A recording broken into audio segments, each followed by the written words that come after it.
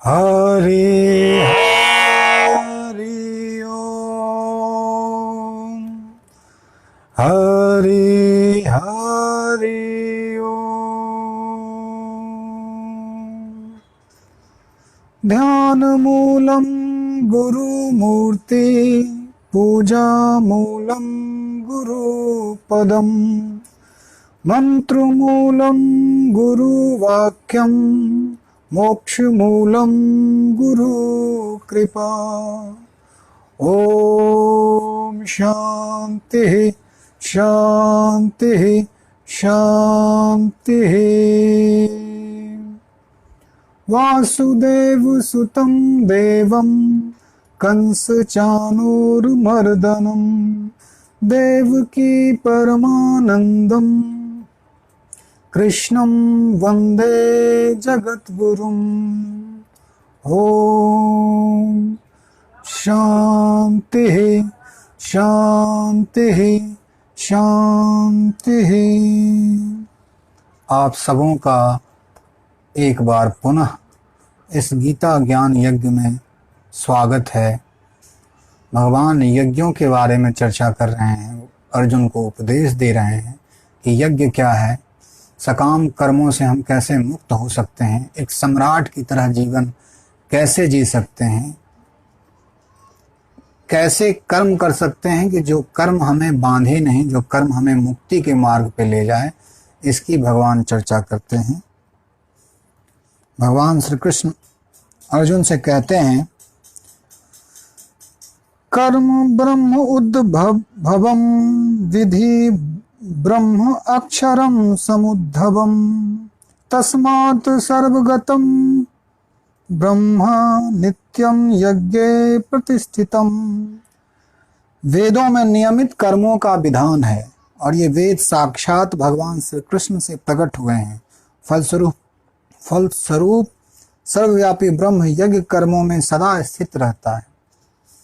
कहते हैं जहाँ लोक कल्याण हो, जहाँ परोपकार हो, वहाँ परमात्मा सहज रूप से प्रकट होता है।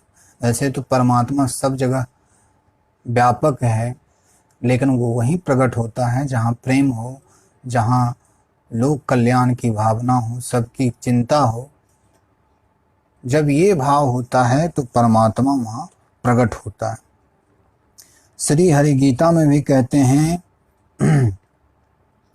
संपूर्ण प्राणी अन्न से है, अन्न होता वृष्टि से, यह वृष्टि होती यज्ञ से, जो कर्म की शुभ सृष्टि से। फिर कर्म होते ब्रह्म से हैं, ब्रह्म अक्षर से कहा, ज्यों यज्ञ में सर्वत्र व्यापी ब्रह्म नित ही रम रहा। भगवान श्री कृष्ण कहते हैं कि सारी प्रकृति जो है वो इंटरकनेक्टेड है, उसमें कहीं भी कोई अखंडित स्वभाव नहीं है। ये खंड खंड करना ये मानव बुद्धि का कार्य है। सीमाओं में अपने आप को बांधना ये मानव की अपनी इजात है। प्रकृति में कोई भेद नहीं, प्रकृति एक अभेद की कथा है। और अब तो विज्ञान भी इस सत्य को स्वीकार करने लगा है कि एक दूर किसी जंगल में अगर कोई तितली पंख फड़फड़ाती है तो उसका प्रभाव पूरे इकोलॉजिकल सिस्टम पे पड़ता है, पूरे पर्यावरण पे पड़ता है, वो मौसम को प्रभावित कर सकते हैं। तो हम सब कहीं न कहीं संयुक्त हैं, जुड़े हुए हैं। प्रकृति अपने निस्वार्थ भाव से अपनी शक्तियों का आदान प्रदान कर रही है। वो शेयरिंग में विश्वास करती है, वो बांटती है। तरवर अपना जल नहीं पीता, कहते हैं कबीर कहते हैं कि तरवर जो है अपना जल नहीं पीता। तरवर मतलब पेड़, पेड़ अपना जल नहीं पीता और सरोवर अपना पानी नहीं पीता। वो लोक कल्याण के लिए, वो प्रवाह में है। वो जीवित इसलिए हैं क्योंकि वो दूसरों के लिए जीते हैं। अपने लिए जीने वाले वो मुर्दों के समान हैं, वो असुर हैं, वो एक तरह से प्रकृति के संगीत से अलग हैं। इसीलिए उनके जीवन में संघर्ष है, तनाव है, अतृप्ति है, क्योंकि उन्होंने प्रकृति को अपना शत्रु मान रखा है। और विज्ञान भी बहुत अर्थों में, हालांकि अब विज्ञान ने भी इस चीज़ को रियलाइज करना शुरू किया है, महसूस करना शुरू किया है कि प्रकृति से दुश्मनी करने से हम प्रकृति को जीत नहीं सकते। हमने कोशिश की प्रकृति को जीतने की, और बहुत हद तक हमने प्रकृति के कुछ अंशों को प्रभावित किया। जैसे कि हम रात में, क्रिकेट का अभी खेल होने वाला है, सारे खेल रात में होंगे, तो एक तरह से प्रकृति को हमने चुनौती दी कि तुम अंधेरा करते हो, तो लो, हमने अपनी शक्ति से, अपनी सामर्थ्य से लाइट जला ली, अब उस पर मैं क्रिकेट खेल सकता हूँ या कोई भी कार्यक्रम कर सकता हूँ। रात में भी लोग जागने लगे। लेकिन प्रकृति से अंततः आप पराजित ही होगे, क्योंकि प्रकृति आपकी माँ है। प्रकृति आपसे कहीं ज़्यादा विशाल है। एक लहर कितनी भी कोशिश कर ले, वो समुद्र से जीत नहीं सकता, क्योंकि वो समुद्र का ही हिस्सा है। सारी शक्तियाँ उसे प्रकृति से ही मिलती हैं। तो विज्ञान की ये जो नादानी है कि हम प्रकृति को जीत लेंगे, लेकिन विज्ञान खुद एक प्राकृतिक विज्ञान है, प्रकृति का अध्ययन है। हम फिजिक्स में क्या पढ़ते हैं? भौतिक वस्तुओं का, नियमों का अध्ययन पढ़ते हैं। हम रसायन में क्या पढ़ते हैं? उन्हीं भौतिक वस्तुओं के रासायनिक गुणों का अध्ययन करते हैं जो पहले से प्रकृति में है। H2O से जल ही क्यों बनता है? H2O से दूध क्यों नहीं बनता? शहद क्यों नहीं बनता? अगर ये सवाल विज्ञान से पूछा जाए तो विज्ञान के पास कोई उत्तर नहीं है। विज्ञान सिर्फ इतना कर सकता है कि ये नियम है, ये विधियां हैं, ये तरीके हैं जिससे प्रकृति अपने आप को व्यक्त करती है। ये यूनिवर्सल नियम है कि H2O से जल ही बनेगा, H2O से दूध नहीं बन सकता। तो हमने जो प्रकृति से लड़ने की, आज जो हम विकास किए हैं जीवन में, भौतिक विकास जो हुआ है, जो भी समृद्धि जीवन में आई है, वो प्राकृतिक विकास, प्रकृति से लड़ने का ही तो परिणाम है। हम उससे लड़े हैं, लेकिन अब धीरे धीरे हमें समझ में आ रहा है कि हमें प्रकृति से तारतम्य बिठाना है, प्रकृति से झगड़ा नहीं करना है। आज चाइना में जो कोरोना वायरस आया, सहार भी एक समय तक सटीक था। जब हम जंगलों में रहते थे, हमें बहुत ज़्यादा शक्ति, स्ट्रेंथ की ज़रूरत पड़ती थी और खाने का कोई साधन नहीं था, तो प्रकृति ने हमें एक मांसाहार के लिए एक विकल्प के तौर पे तैयार किया। लेकिन हमने क्या किया? अपने पूरे भोजन प्रणाली को चेंज कर दिया। हमने अपनी प्रकृति ही बदल ली, जो हमारी प्रकृति थी। और जब आदमी अपनी प्रकृति से बियॉन्ड जाता है तो वो एक तरह से महामारी पैदा करता है। वो महामारी बाहरी भी हो सकता है, वो महामारी आंतरिक भी हो सकता है। तो प्रकृति को भारतीय मनीषियों ने हमेशा माँ का दर्जा दिया। हमारे लिए गंगा भी माँ है, नदी को हमने माँ कहा। हमने पेड़ को देवतुल्य माना। हमारे यहाँ पीपल और बरगद की उपासना की जाती है। पूरी प्रकृति को हमने माँ माना, प्रकृति के प्रति अहोभाव रखा। लेकिन पश्चिम ने प्रकृति को हमेशा अपना शत्रु माना। वो हमेशा उसे एक तरह से जीतने के लिए जैसे निकला हो, एक योद्धा की तरह। और एक तरह से विज्ञान ने प्रकृति का बहुत अर्थ में दोहन किया है, शोषण किया है, प्रकृति को कच्चे माल की तरह इस्तेमाल किया है। आज भी आप देख रहे हैं गंगा किनारे, गंगा का जो सहज प्रभाव है, उस प्रभाव को व्यक्ति अपने हिसाब से यूज कर रहा है। उसके प्राकृतिक रहस्यों को समझे बिना अगर आप उसको यूज करेंगे, केदारनाथ में इतना बड़ा जो पानी का जलजला आया, उसका कारण क्या था? केदारनाथ मंदिर के एक तरफ पूरी तरह से होटल और सारे व्यवसाय खोल दिए गए। प्रकृति की संरचना को बिना समझे वहाँ एक तरह का व्यवसाय चल निकला। और प्रकृति जब आई तो उसने जब अपना तांडव किया तो आदमी वहाँ असहाय हो गया। तो हमने हमेशा प्रकृति को माँ समझा है, प्रकृति को सम्मान दिया है। हम कभी प्रकृति को ये नहीं समझते कि वो हमारी शत्रु है।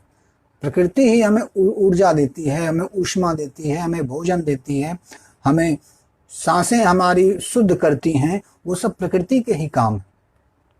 तो भगवान श्री कृष्ण कहते हैं कि प्रकृति से तुम संघर्ष मत करो, प्रकृति पर हम आश्रित हैं।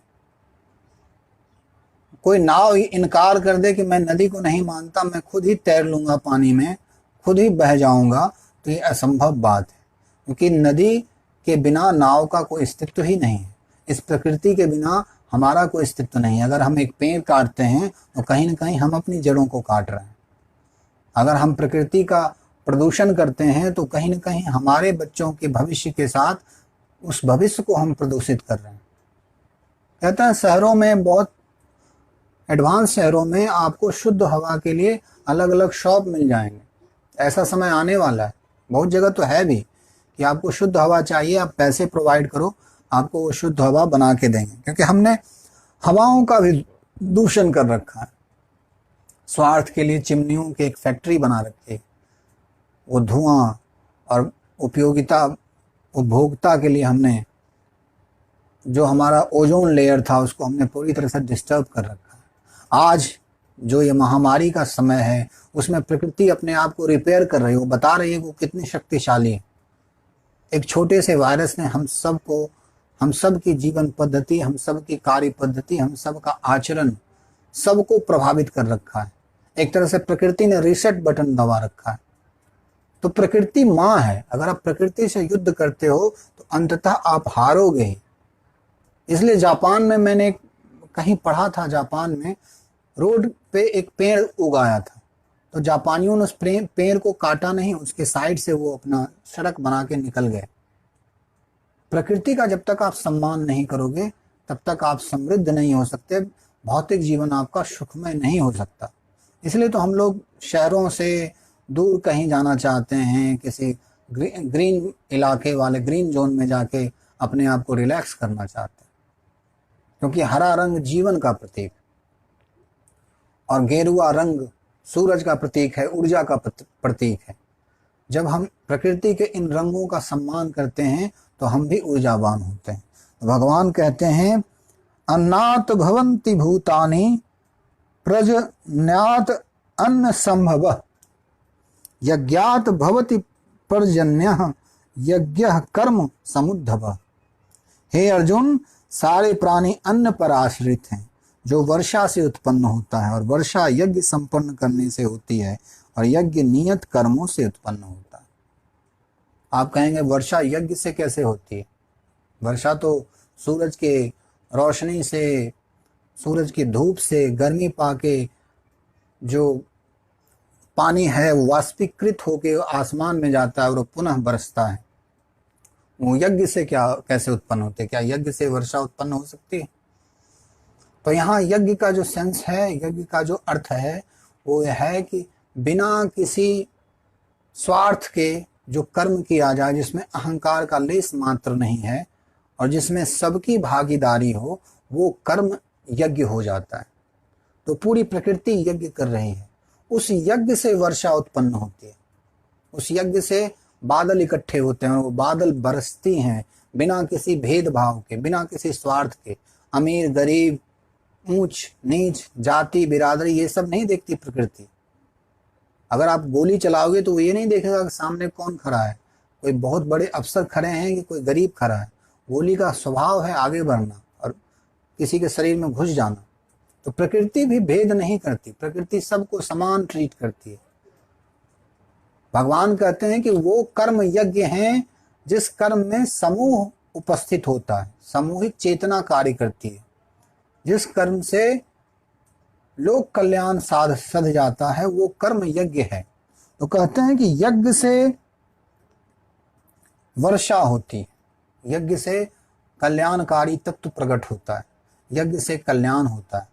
चाहे वो किसी भी ढंग का यज्ञ हो, चाहे कर्म का यज्ञ हो, चाहे ज्ञान का यज्ञ हो, सारे यज्ञ जो होते हैं वो लोक कल्याण के लिए होते हैं, वो परोपकार के लिए होते हैं, समस्त के लिए होते हैं। किसी क्षुद्र के लिए कार्य नहीं करते। हमारे सारे कर्म जो हैं वो क्षुद्र के लिए।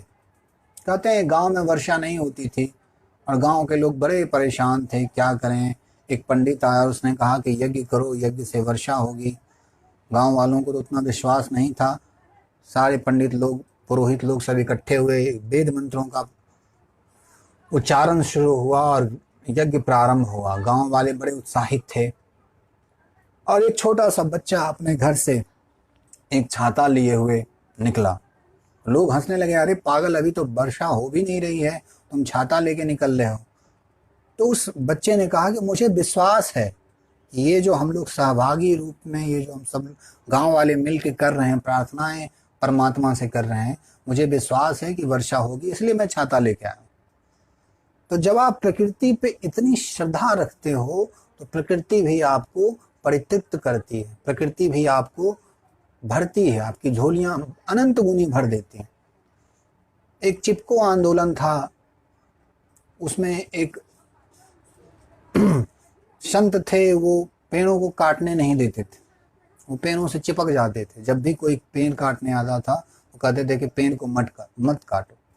आज हमें भी जो स्थिति हो रही है, आने वाले समय में हमें भी पेड़ लगाने चाहिए, ज़रूरत से ज़्यादा लगाने चाहिए। जितने पेड़ हम लगा सकते हैं, कम से कम अपने लिए और अपने बच्चों के लिए कम से कम 2-3 पेड़ तो लगाने ही चाहिए, क्योंकि पेड़ हमारे शत्रु नहीं हैं, वो हमारे जीवन देने वाले हैं।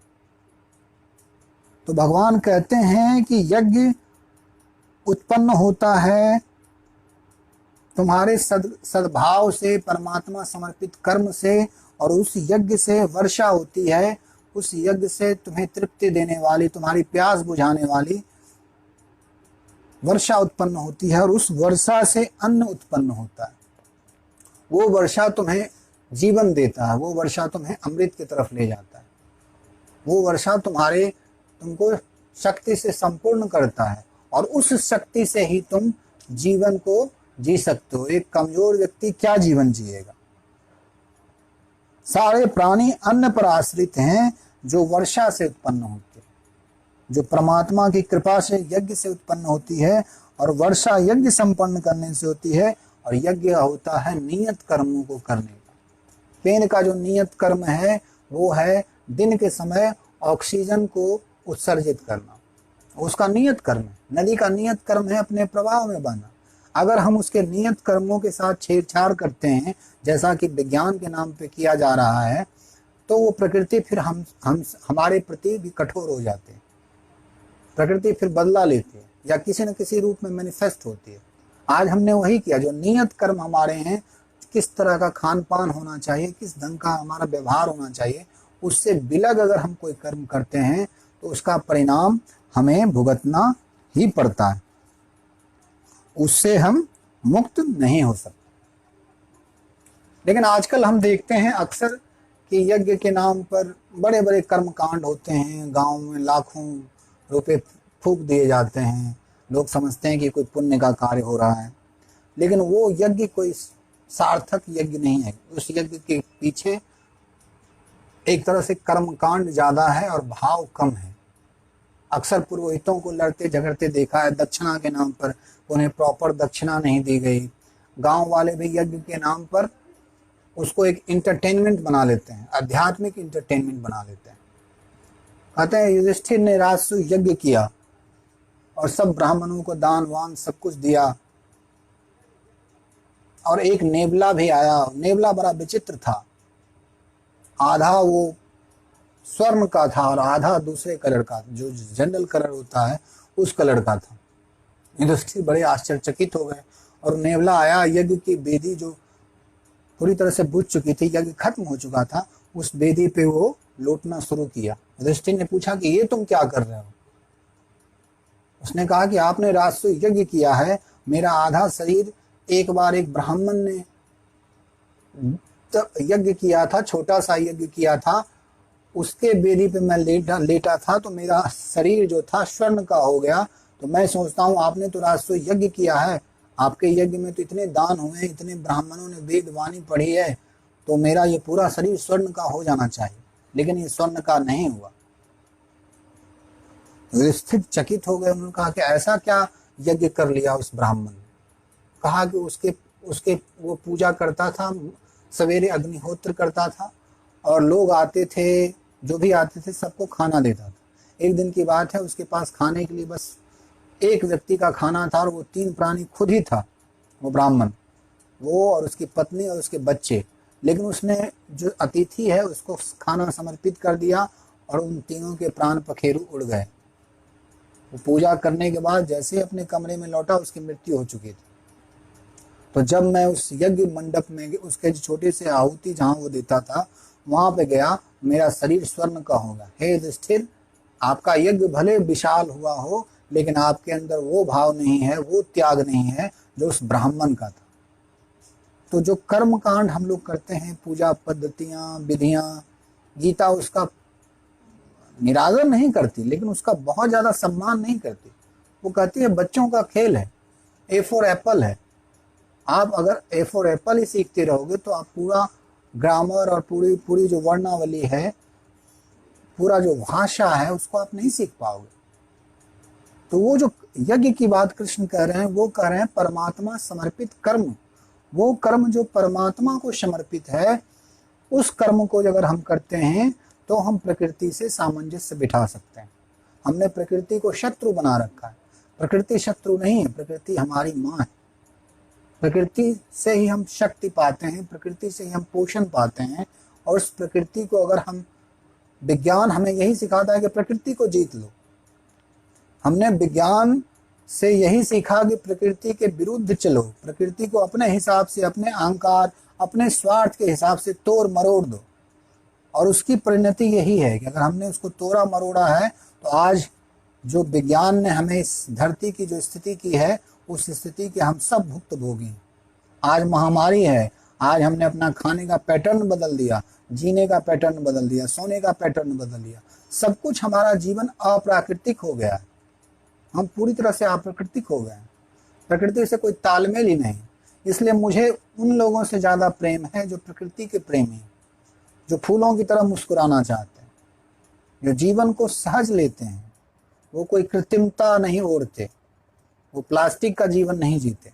शहरों में जाके देखें, कंक्रीटों के महल खड़े हुए हैं, लेकिन शुद्ध हवा मिलनी बड़ी मुश्किल है, क्योंकि वहाँ गाड़ियों के धुएं, एसी की गर्मी, और वो एक तरह से प्रकृति का उन्होंने दोहन कर रखा है। तो भगवान कहते हैं कर्म कर्म वेद ब्रह्म उद्भवम विधि ब्रह्म अक्षर समुद्भवम तस्मात् सर्वगतम ब्रह्म नित्यम यज्ञे प्रतिष्ठितम। ब्रह्म से नियमित कर्म का विधान है और ये ब्रह्म साक्षात परमात्मा से, ये वेद साक्षात परमात्मा से प्रकट हुए हैं। फलतः सर्वव्यापी ब्रह्म यज्ञ कर्मों में सदा उपस्थित रहता है। कहते हैं ब्रह्म निष्क्रिय है, ब्रह्म कोई कर्म नहीं करता। कर्म, अगर आप कर्म करते हैं तो इसका मतलब है कि आप अपूर्ण हैं। अपने लिए कर्म करते हैं तो वो आपके अपूर्णता का सूचक है, वो आपकी अपूर्णता को बताता है। उस अपूर्णता से दूर रहने का एक ही तरीका है कि आप कर्म जो है ईश्वर समर्पित करें, क्योंकि सारे कर्म अंततः विश्राम में जाएंगे, सारी नदियां अंततः सागर में जाएंगे। तो ये जो क्रियाशीलता है, इसके अंदर एक विश्राम का तत्व होना चाहिए। ये जो मूवमेंट है जीवन का, उस मूवमेंट में एक न कोई एक धुरी चाहिए जो अचल हो। जब हम रिक्शा चलाते हैं या साइकिल चलाते हैं या बाइक चलाते हैं या कार चलाते हैं, उसके अंदर एक एक्शन होता है जो स्थिर होता है। तो परमात्मा स्थिर है। जब आप अपने अंदर स्थिरता को नहीं पकड़ते, उस स्थिरता के बियॉन्ड आप सिर्फ गति में ही रमन करते हैं, तो आप कर्म को बंधन बना लेते हैं। तब कर्म यज्ञ नहीं है, तब कर्म परमात्मा का प्रसाद नहीं है। चित्त में विश्राम चाहिए, चित्त शांत चाहिए। एक ऑस्ट्रेलिया के कोच थे बुकनन, उन्होंने कहा कि अपने दिमाग को फ्रिज में रखो और अपने शरीर को भट्टी में रखो अगर जीतना है तो। बिल्कुल वही बात भगवान श्री कृष्ण कह रहे हैं कि सारे कर्म जो हैं, सारे यज्ञ जो हैं, वो वेद से निकले, वो ज्ञान से निकले। अगर आप ज्ञान पूर्वक कर्म करते हो तो वो कर्म आपको अंततः बांधेगा ही, वो आपको मुक्त नहीं कर सकता। और अज्ञान क्या है? अज्ञान ये है कि मैं नियंत्रक हूँ। अज्ञान क्या है? अज्ञान ये है कि मैं करता हूँ। अज्ञान ये है कि मैं भोगूंगा, जो मैं कर रहा हूँ उसका फल मुझे चाहिए, ये अज्ञान है। और ज्ञान क्या है? कि नहीं, समस्त भागीदार है। सारी प्रकृति भागीदार है, परमात्मा की शक्तियां मेरा साथ दे रही हैं और मैं तो बस एक माध्यम हूं।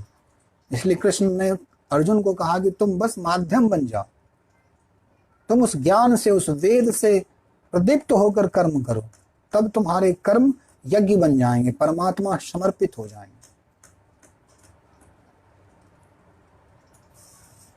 आज के लिए मैं इस सत्संग को यहीं विराम देता हूं।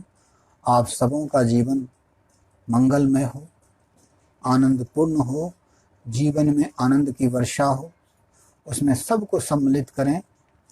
सर्वेषां स्वस्तिर्भवतु, सर्वेषां शान्तिर्भवतु, सर्वेषां पूर्णं भवतु, सर्वेषां मङ्गलं भवतु, सर्वे भवन्तु सुखिनः, सर्वे सन्तु निरामया, सर्वे भद्राणि पश्यन्तु, मा कश्चित् दुःखभाग् भवेत्।